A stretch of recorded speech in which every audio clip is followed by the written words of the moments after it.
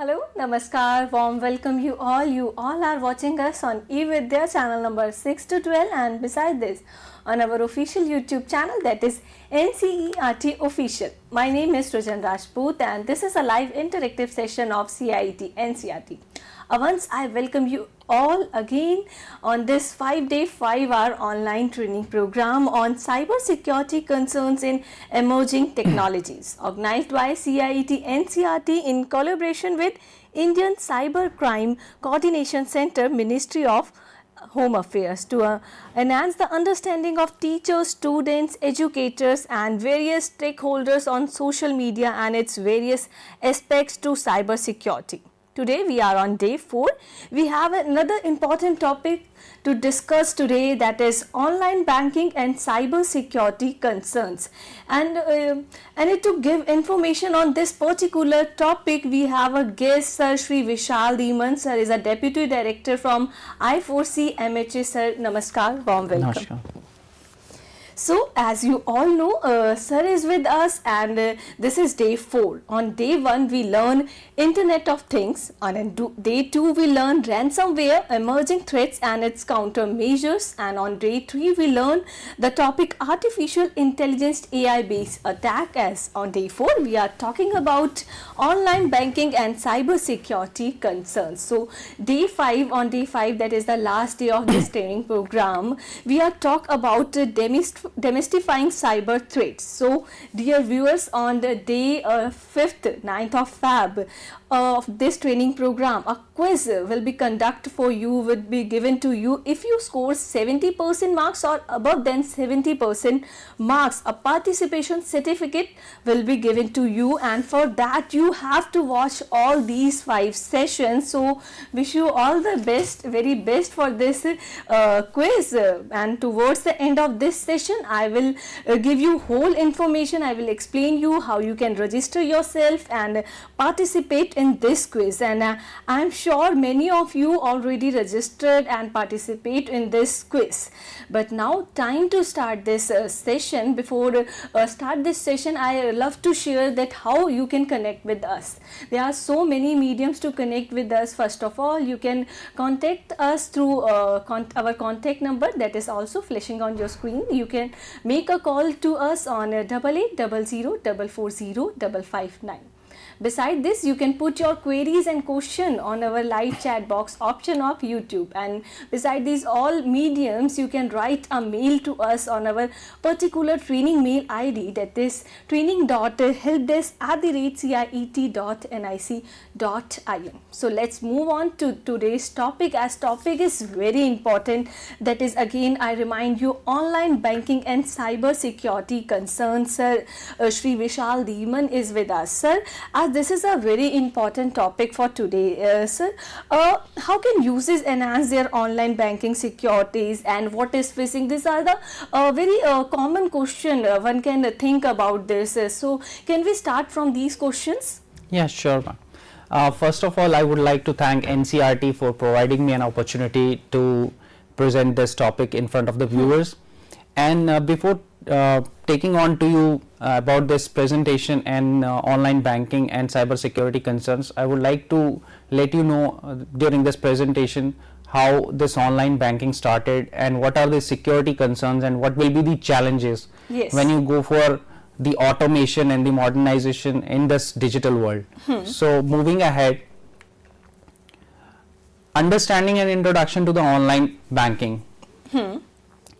History of online banking, how this online banking started and when it started. It started way back in 1980s with the evolution of your computers, the automation of banking system, installation of ATMs. During that point in time, there was a major change or revolution in the banking sector comes.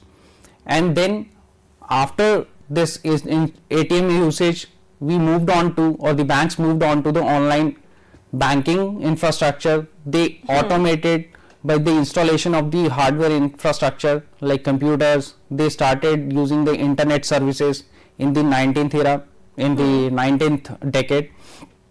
Yes. And during this point in time, you might be aware of this thing, that how many types of accounts you or the services which you can avail from the banks. So basically you can have the current accounts, which is called as the checking accounts or the transactional accounts, saving bank accounts, mortgage accounts. Mortgage accounts are basically the loan accounts and the investment accounts, which are the demat accounts which you use for the trading purposes. Apart from that, what are the advantages of getting onboarded on the online banking? So getting the online banking is a convenient feature which banks have provided by upgrading their infrastructure, but at the same time banks have also been regulated by RBI to maintain the cyber security aspects. So if we talk about the cyber security aspects, which I'm going to cover in the later part of this presentation. Okay. What will be the features or the factors which makes us to move on to this online banking? First one is the convenience of access. Convenience of access means that you can access your bank account from any part of the country or any part of the world at any point in time. These services are available 24/7. Yes. And moving one step ahead, you can access, as I'm saying, that you can access it from anywhere. So that means that involves the involvement of or the usage of gadgets, basically the smartphones, tablets, your laptops, which you can install at any place of your home or across the country, across the world. And one more advanced feature which the banks have provided nowadays, that's the virtual banking features, which includes the funds transfers. So if we go back to the early 90s, then we used to visit the banks where we have to do everything manually, and the bank clerk has to maintain every entry manually on the papers. But due to the automation and due to the digitization of the banking infrastructure of the core banking system, these banks have nowadays migrated onto the digital world. Yes. They have started providing the services in a one single application, which is a mobile application which you can install on your mobile phones, on your tablets, and the internet banking services are there. So with the help of all those things, you can transfer the funds, you can make the payments, bill payments. They have provided you one single solution to all your banking system. So if we talk about the evolution of the online banking, so as I've already discussed, during the 90s, the banks were not so automated, or there was only, if you might have seen, banks were having their own computer system which were connected to the core banking system through some softwares, Finacle or Oracle, but those were confined to the particular branch only. If you want to corroborate the data from one branch to the other branch, or corroborate the transactions or the fund transfers from one branch to another branch, then you have to manually visit that branch. But due to the automation or shift to the digital platform, that problem of visiting one branch to another branch has been ruled out. Yes. Because you can access your account from anywhere, any part of the country. And it added one more feather in the cap, that with the invention of mobile phones, especially the smartphones, one can use the mobile phones for the banking purpose with the help of banking apps which were developed by the banks itself. So with the help of those banking apps, they can access their accounts and they can avail multiple facilities like bill payments, their virtual banking from anywhere. And then comes the one more advanced feature of this banking infrastructure is there, which is the fintechs. Fintechs are basically the financial technology companies. They are the one solution to all your banking, all your investment, all your banking, investment, and all your financial matters. They are dealing with all your financial matters. They provide you the one single solution to everything. If you want to avail a loan from a bank, but you have to provide your documents and you have to provide your everything for KYC. KYC is know your customer thing, which banks generally do just to identify a person, whether the person is genuine or not. So in order to overrule that thing, these fintechs, they have a tie-up with the regtex, the registration technology.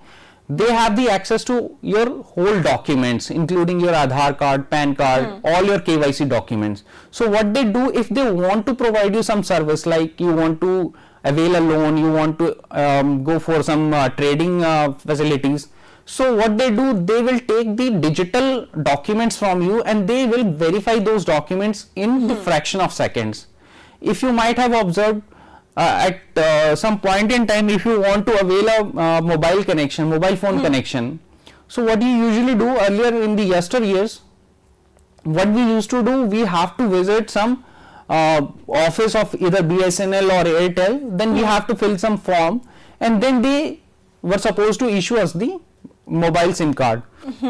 But nowadays what is happening, when you go to some Airtel office, Airtel store or Vodafone store or Jio store, what they do, they will ask you simply for your Aadhaar number. The moment you give your Aadhaar number, they will take the biometric capture, and with the help of that, with the authentication, the moment you authenticate your biometric by punching your thumb impression or your fingerprints impression or your retinal scan, immediately it will verify that yes, so and so person, the information provided by so and so person pertaining to his name and everything, it automatically pops out. So how that information is coming? That information is coming through RegTech, registration technology, and fintechs have tie-up with that. So fintech is the advanced version of banking, but they are not actually the banks. Now, before moving again, sir, again I want to put that same question. We know that's a regulatory change in banking facilities, like Yes. going through online banking. But how can users enhance their online banking securities when everyone is using that online technology, online banking technology? yes, I'll come on to that thing also in the next slides when I will be talking about the cyber security aspects of the online banking. Got it. So before moving ahead, I'll come on to the risk associated with the online banking. So if we will not take the cyber security aspect into consideration, then we will definitely end up with these kind of risks and these kind of threats, which includes your data breaches, phishing and fraudulent activities, cyber theft, your identity theft, financial fraud. So if I'll come on to the first part, which is the data breaches. So data breaches means the moment you are not aware of, you simply go onto Google Chrome, you open the Google Chrome and you go into this search engine, and then you started typing the SBI bank. So the moment you type the SBI bank and you are not sure whether this first link which is coming up on the Google Chrome or the Google search engine, whether this link is genuine or not. So this process of data breach starts from there.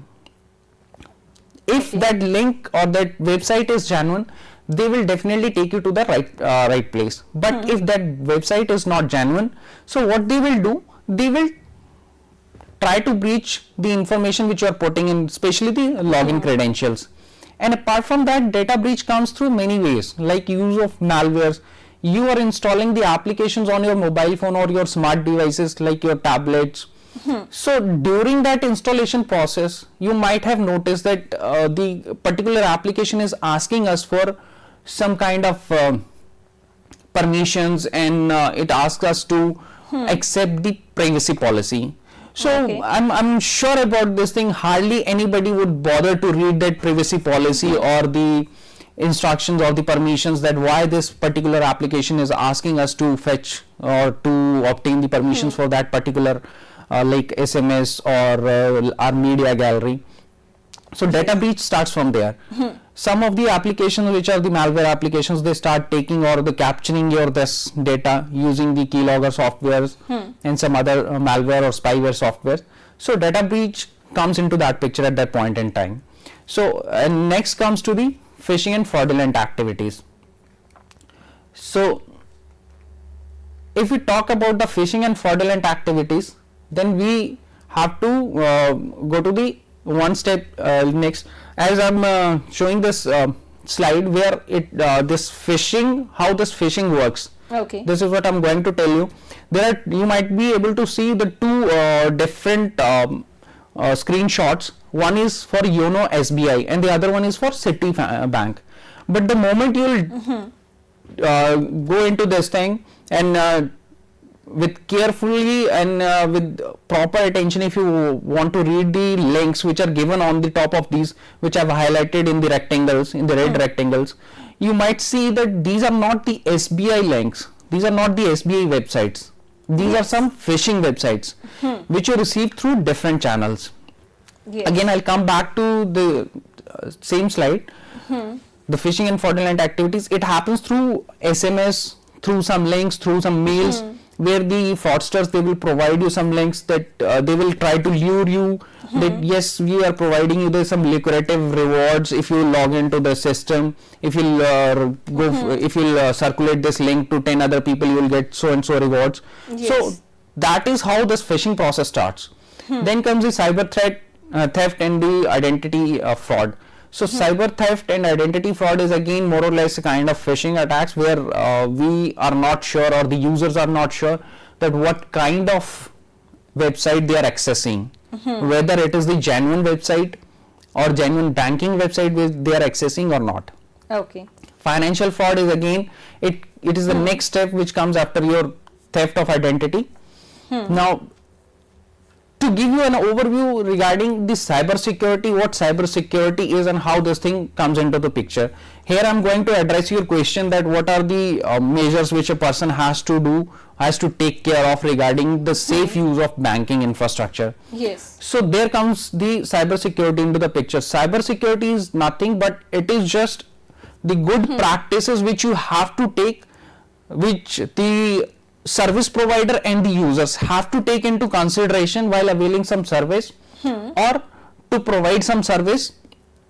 During that point in time, the major thing which the user has to take care is the data protection. Whatever the data user is trying to feed while going for the online banking, whether he is using the genuine platform for that, and at the same time the service provider like the banks, they have to take care of this thing, whether the platform which they are providing to the user is secure or not.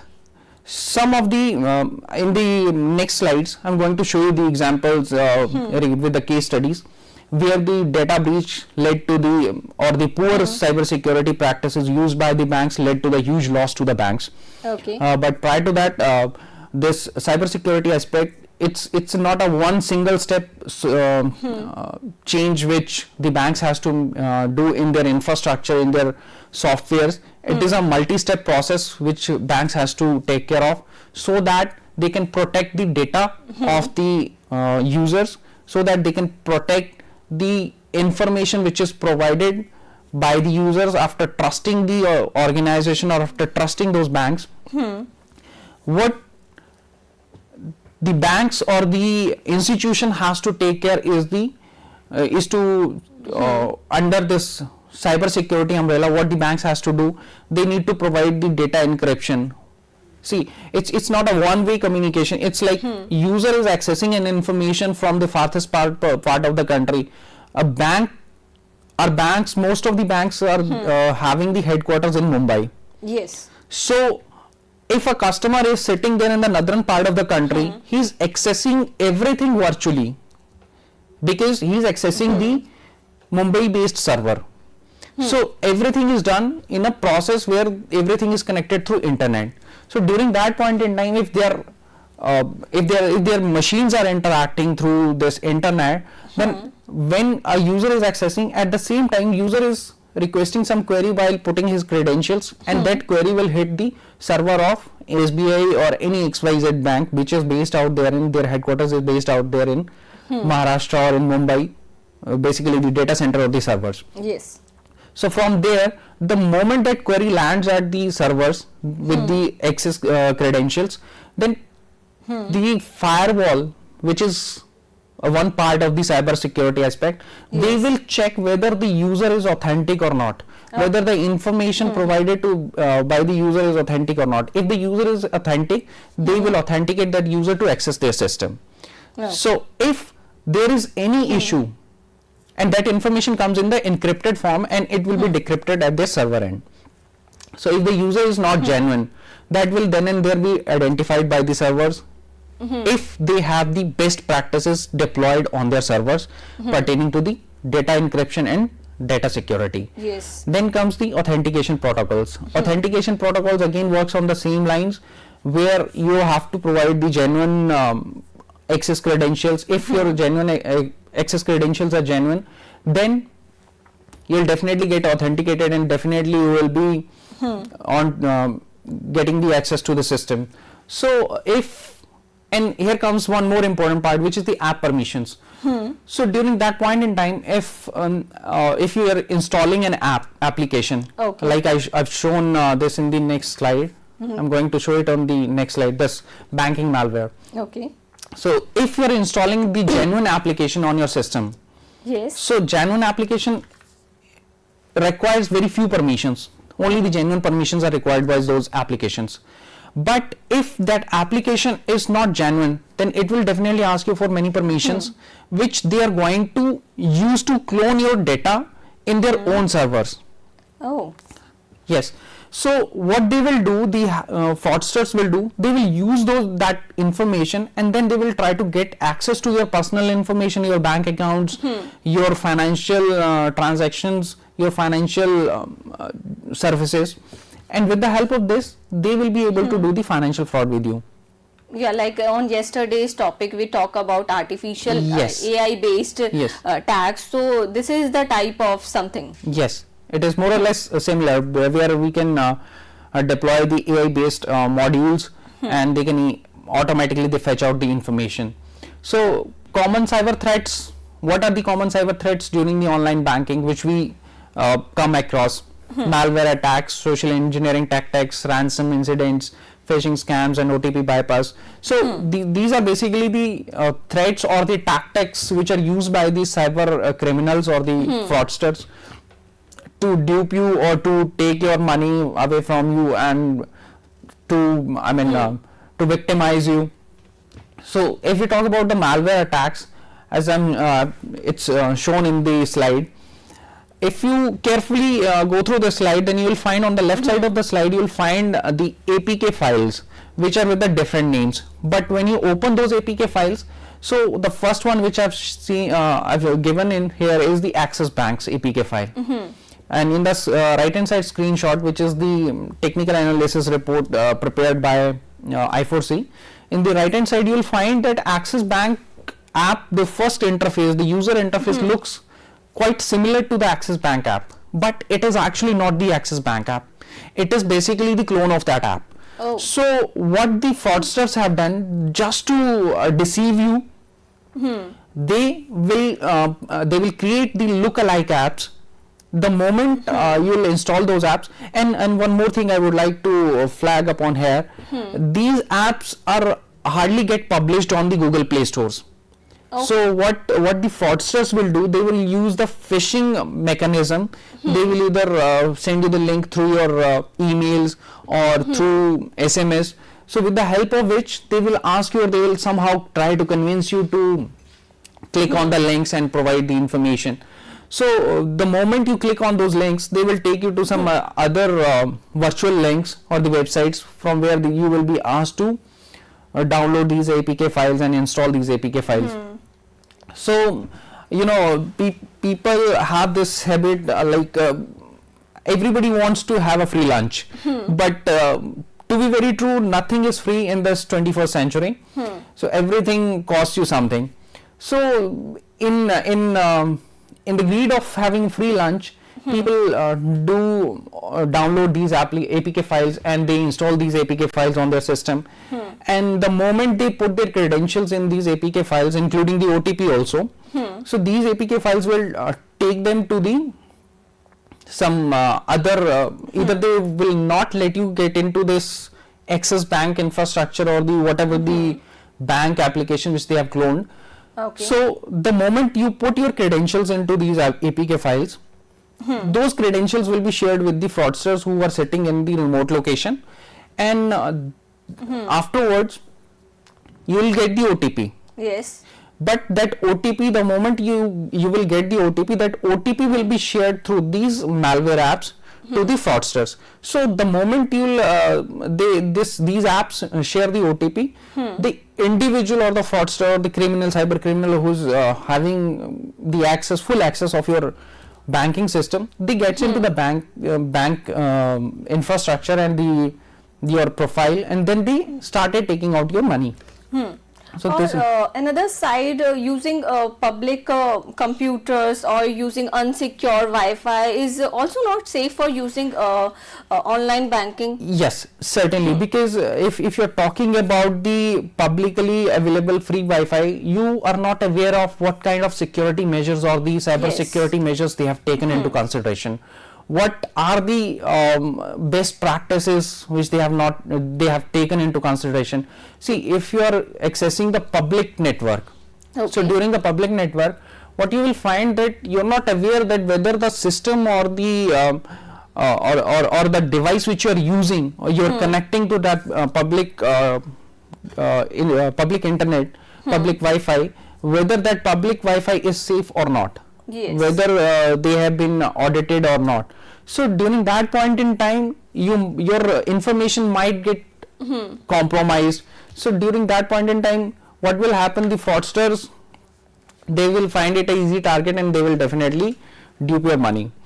So phishing, and now we'll come to the phishing and social engineering. I've already given you some idea regarding the phishing, how this phishing and social engineering works. Social engineering is basically nothing. It is the psychological manipulation where the fraudsters will approach you and they will try to give you some lucrative options and lucrative ideas, that please log on to this thing, you will get the free rewards. Like in the previous slide, if you might see on the right side of this screenshot, you will find allow access rewards to send you new SMS and messages. So this is basically the reward app, but it is not actually the reward app. It has been cloned in such a manner that it looks like a reward app. The moment you log into this app, you will get the free rewards, but nothing is free in this era.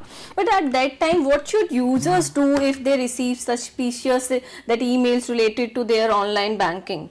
If they obtain or they get such mails in their email accounts, so first and the foremost thing which I would really advise them is not to click on any links which is not verified, which is not looking familiar to them, and which is not pertaining to their bank accounts. However, you will find that nowadays cyber criminals are of such a competence, they can clone any application, any website. It looks like 99% similar to the original ones. Okay. But the best way to identify is that go to the address bar where you put the website address. Okay. It is pertaining to the this internet banking or the websites, and I'll come on to the website this application part also. So the moment you'll put your this website URL there in the address bar, you'll get to know whether this one is genuine or not, because it will give you some indication regarding the SSL. If the website is not genuine, then it will be showing it will not be having that HTTPS, hypertext transfer protocol. HTTPS will not be there, and if a site is secured, SSL secured, then it will be showing the HTTPS along with the sign of padlock. So that means that site is secure. But knowing this factor, the fraudsters have moved one step ahead also. So they have also started using this SSL secure socket layer sites, that is SSL compliant sites, website URLs. But if I'm talking about the SBI bank, Okay.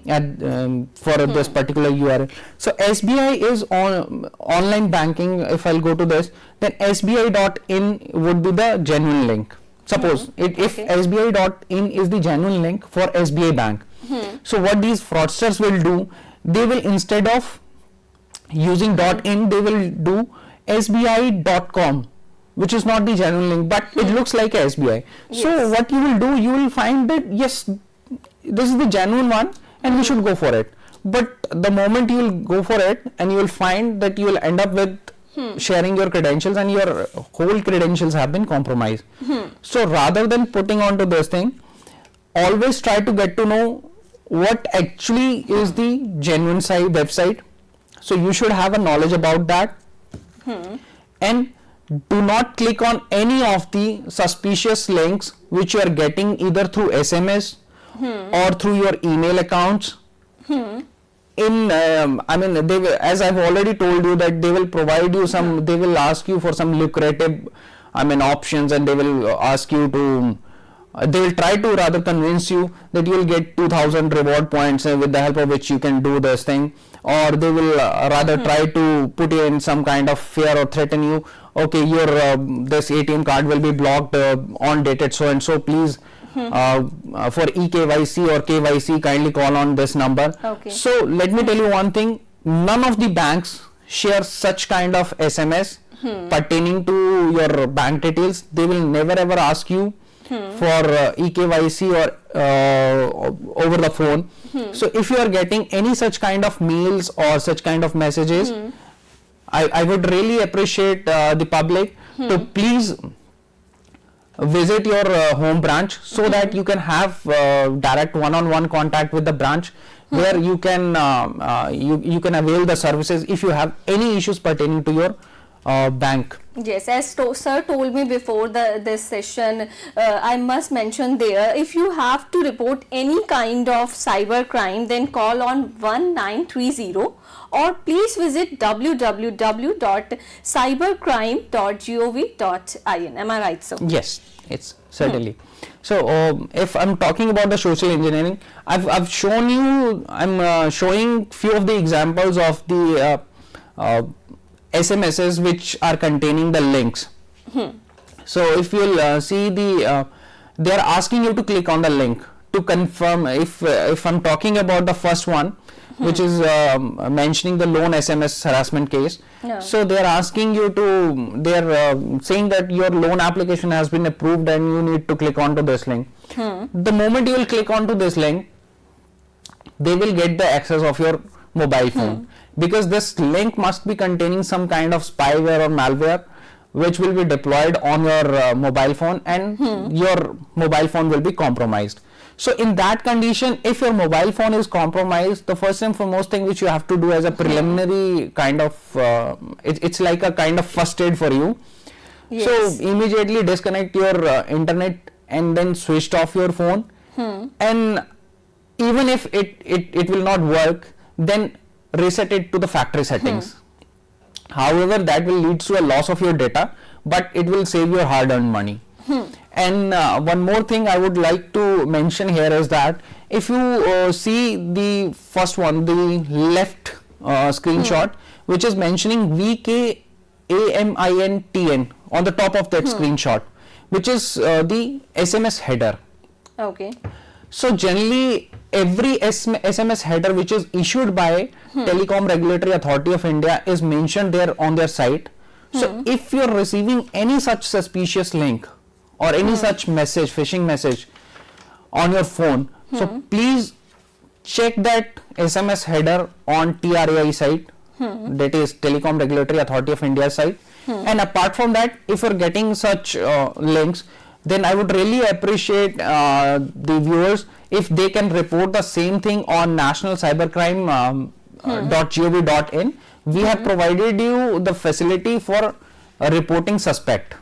Reporting suspect comes into the picture when you have not become the victim of this fraud, but you have been lured by, or you have been given some kind of options by the cyber criminals who are not visible to you.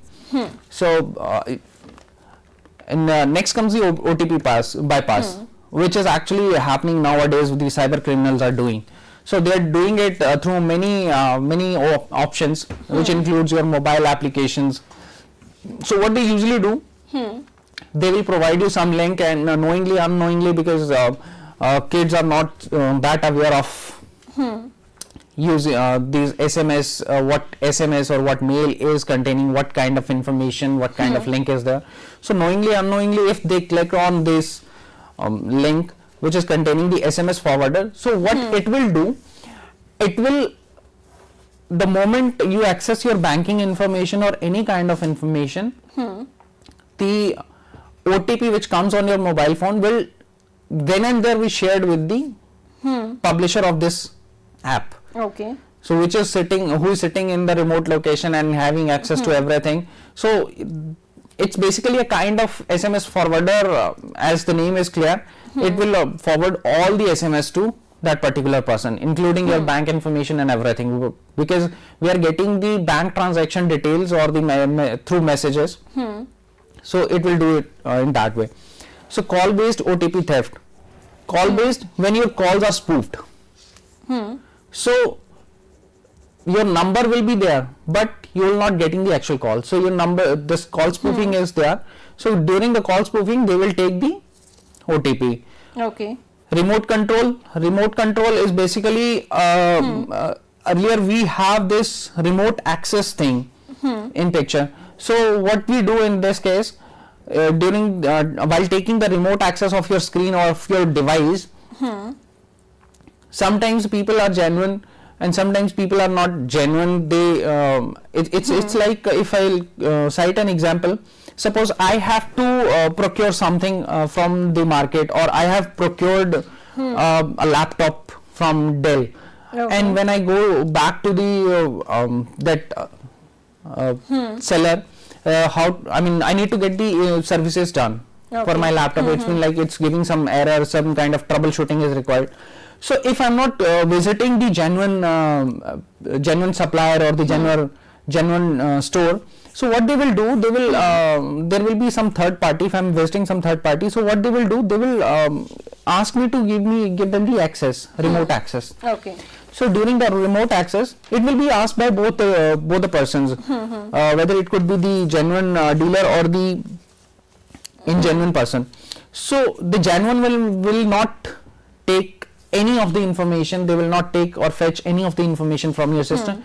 But at the same time, if the person is not genuine, if the dealer is not genuine, if the service provider is not genuine, they will try to take out the confidential information away from your system. They will try to clone that information, and then they will deploy, and then they will take the remote control of your system, where they can take out the information, because generally we have this habit of saving our passwords, our credentials, either on our phone or on our tablets or on our computers, in the form of simple Word files, Notepad files, or the Excel sheets. Yes. So this is the role of our hand. What can do we from our hand? But what role do antivirus program play in that online banking programs? Yes, antivirus programs generally they blocks the any kind of malware apps, because antivirus providers are the companies or the vendors or the developers. They regular basis they update their repositories, their database, and based upon that they have the every latest definitions of the viruses or the spywares or the malwares. Yes. So when you deploy or you install some kind of antivirus on your system, that means, however, it is not the 100% security, but it can help you to get the 90-95% of the security, because it's a both way thing. If some hacker is sitting there, they are also having that kind of developer as a developer knowledge or the software architect knowledge. Yes. And at the same time, these big giants, those who are manufacturing the softwares like antiviruses, so they both are having a kind of rat race. Yes. One wants to ahead of other. So it's a win-win situation for the antivirus providers. They can provide you the secure system where they can block these malware apps, and they can help you to get the secure banking infrastructure. So this antivirus is done at the both end. Yes. Where it is deployed on the service providers end, which is the banks or the financial institutions or the fintechs, and this antivirus is also installed on your system also. So if I cite an example over here, the moment you visit the Google Play Store, you will find this Play Protect thing, which is just above the updates. If you're talking about the application, your mobile apps updation, so it is mentioned just above the Play Protect. So Play Protect, time and again or periodically, it scans your applications. Whether is there any suspicious application, then it will flag off that application and it will take down that application from their Play Store. We have a limit of time. We have some certain time is left. I also want to know, sir, we are regular user of smartphones, and mobile phone banking is very common that time. So, can mobile banking apps is secure, or when you are using these mobile apps through banking, so what precaution we have to take care? So, if we talk about the mobile banking application, so in that case I would really focus on one thing, or I will really suggest the users specifically on one thing, that is the place or the website from where you are downloading that particular application, mobile application. Okay. You need to check few of the things, from where and what is the source from where you are downloading this application. Okay. Suppose if you are downloading it through Google Play Store or iOS Store, that is the App Store, Apple App Store. So if you're downloading it through Google Play Store, then I would say you're downloading a genuine application. Okay. And second thing, if you're downloading it through the genuine website of that bank, then I can assure you that it is the genuine application. Okay. And at the same time, if you want to double sure or double check whether the application is genuine or not, if you scroll down on the Google Play Store, you will find who is the publisher and who should be contacted, developer, who is the developer. Sometimes mobile bankers are also making call to us and given a link to download that particular banking app, so it will be fine to download from there. No. No, I will really, not in favor of this. Okay. As You I've deny already this thing. mentioned, Okay. yes, I completely deny this thing. Whenever you get any call pertaining to your bank, banking accounts or banking services or your financial services from any third party, please do not entertain those calls. Do not share any kind of information over the call. And if you have any concern, genuine concern, because what these fraudsters do, they before calling you up, they have done some research on your background, what kind of person you are. They might have been through your profile, your social media profiles. They might have been to your bank accounts. They might have somebody who is already into the system, and they might leak their information. But your login credentials, your banking credentials, your signatures, they cannot copy or they cannot reprograph them. So that kind of information is there with you. And as far as the banking apps are concerned, so no such apps should be downloaded from the links which are provided in the SMS.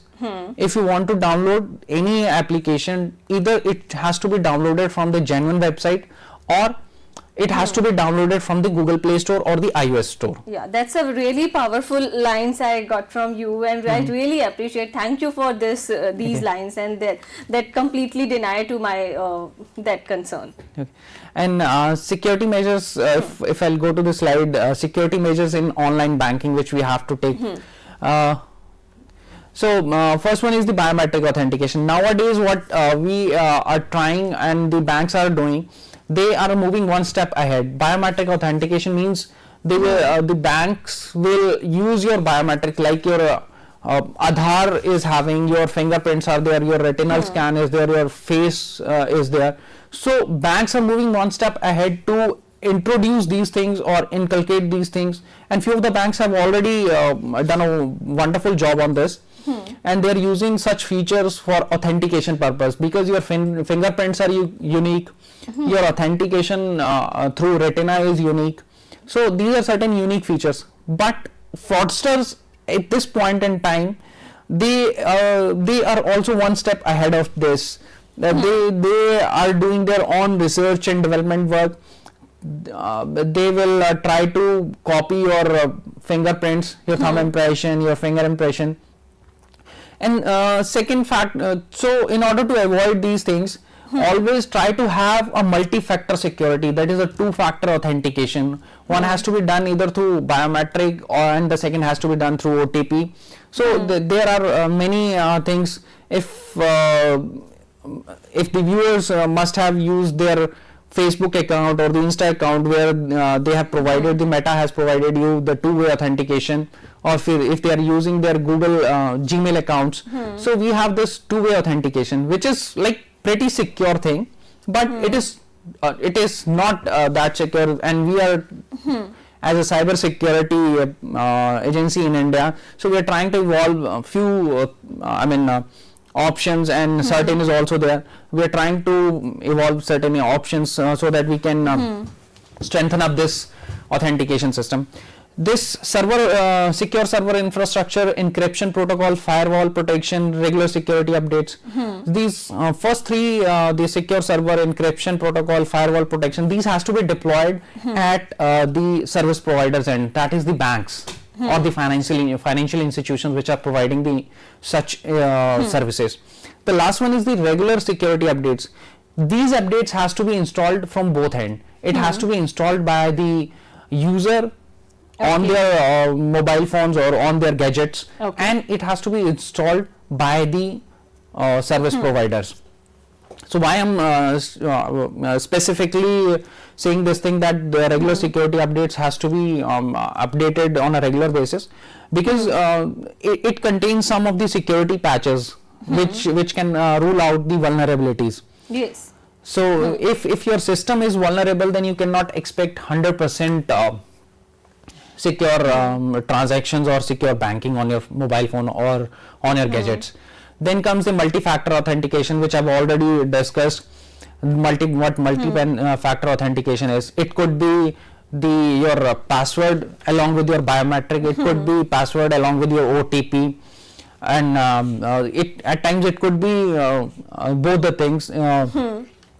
So if I go to the next one, role of encryption.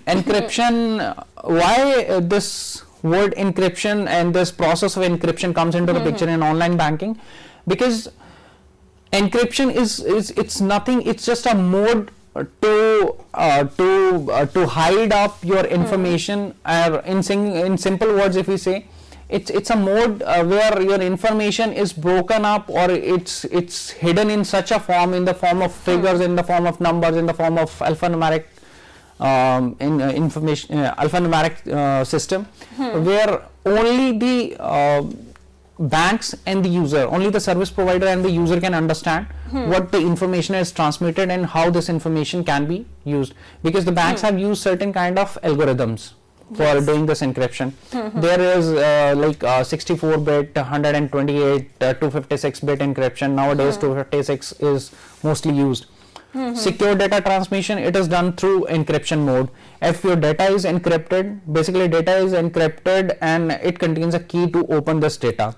So the key is lying with the user and the banks. So they both have the same key. And then comes the importance of SSL certificate, which I've already told you, it's HTTPS. If the bank has deployed the SSL certificate, then that means your system is secure, which you are accessing. And then the cryptographic algorithm. Cryptographic algorithm is basically one step ahead of encryption. It includes two keys. One is the private key and the other one is the public key, which is used both for the authentication purpose. Yeah. So really, that's a very important part of information we get from you, and it's my pleasure to be with you. And one of the viewers said, great learning opportunity and initiated towards aspiring new age learner in digital world, and that's a useful very informative information. Our viewers are so appreciating this session, and for that, thank you so much. Thanks from deep of my heart, sir. Sir, Shri Vishal Dhiman is with us. Sir is a Deputy Director from I4C MHA. Sir, once again, thank you so much. Namaskar. thank you, ma'am. Dear viewers, it's a very pleasure to be with you. You are a beautiful audience is connected with us, because this is a live interactive session and we get so much appreciation from you. And now that's a time to know or told you about how you can participate in this quiz, and this is a 5-day online training program, 5-day 5-hour online training program. Now I told you how you can register yourself in this particular quiz. So first of all, you have to take one search engine or one browser, whatever you like, type the CIET. So you get this, our official page, CIET's official page, Central Institute of Educational and Technology, Constitution Unit of NCERT. On that's home page there is a main menu. On this main menu you show that activity section. On this activity section you have to go down, and that second last option is workshop and a training option. Click on this, and on that page you got this our today's or this 5-hour online training programs. That's a current activity, and upcoming activity is also mentioned there, as next week we are talking about Mishrit Adhigam per online प्रशिक्षण, and after that week we'll talk about गणित के शिक्षण और अधिगम के लिए ई सामग्री का विकास. But on that time we are talking about online training on cyber security concerns in emerging technologies. Please click on this link and we get this page.